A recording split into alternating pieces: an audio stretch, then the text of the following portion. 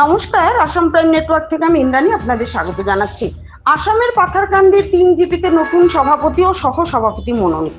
নির্ধারিত কার্যসূচিতে বুধবার 3টি পৃথক পৃথক অনুষ্ঠানে পাথারকান্দি সমষ্টি 2টি ব্লক কার্যালয়ে অনুষ্ঠিত সভায় নতুন করে 3 জন সভাপতি ও 3 জন সহ সভাপতি মনোনীত করা হয়।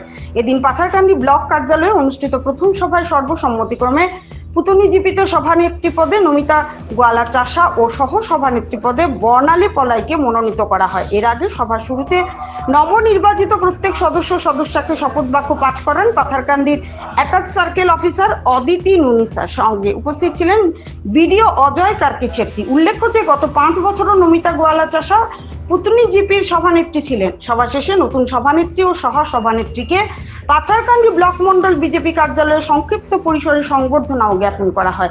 এদিনের অন্য অনুষ্ঠানে লোয়ার পোয়া ব্লকের প্রথম সভায় সর্বসম্মতিক্রমে সলগই জিপির পল্লবী কানুকে সভানেত্রী সাব্বির আহমেদকে সহ সভাপতি পদে নির্বাচিত করা হয়। দ্বিতীয় সভায় সর্বসম্মতিক্রমে ঝেরঝিরি জিপিতে সভানেত্রী পদে শাহনাজ পারভিন ও সহ সভানেত্রী পদে আনোয়ারা বেগম লস্করকে নির্বাচিত করা হয়।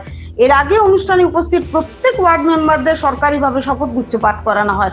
পরে মন্ডল কার্যালয়ে তাদেরকে উষ্ণ সংবর্ধনা প্রদান করা হয়। এতে সরকারি আধিকারিক হিসেবে উপস্থিত ছিলেন দীপসুন্দর রায়, বিশ্বজিৎ দাস, দেবব্রত দাস, অশোক সিনহা প্রমুখ। পরবর্তীতে নবনির্বাচিত 3 সভাপতি ও সহ সভাপতিদের মিছিল যোগে নিজ নিজ জিপিতে নিয়ে যাওয়া হয়। ভানুচন্দ্রের রিপোর্ট, আসাম প্রাইম নেটওয়ার্ক।